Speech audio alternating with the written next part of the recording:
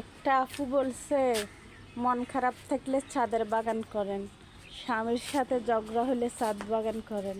ওই আপুর কাছে আমার প্রশ্ন যে যাদের বাড়ি নেই তারা কিভাবে ছাদ বাগান করবে, যারা ভাড়া থাকে তারা তো আর করতে পারবে না চাইলেও।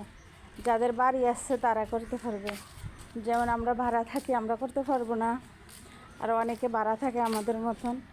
সবাই তার তৌফিক নেই যে একটা বাড়ি করে ছাদ বাগান করার মতন।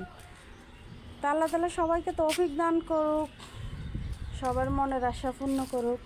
ফেসবুকে বেশিরভাগ ডিজিটাল হিংসা করে, কেউ লাইক কমেন্ট করতে চায় না, কেউ শেয়ার করতে চায় না।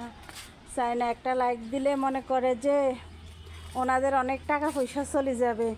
অনেক আপু ভাইয়ারা লাইক কমেন্ট করে, অনেক ভালো লাগে, অনেক খুশি লাগে যে অনেকেরে আমরা করি যেন তারা আমাদেরকে লাইক কমেন্ট করে না।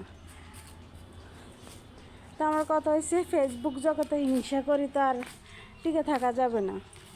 কাউকে হিংসা করি না, যার ভিডিও সামনে আসে সবার ভিডিওতে লাইক কমেন্ট করি।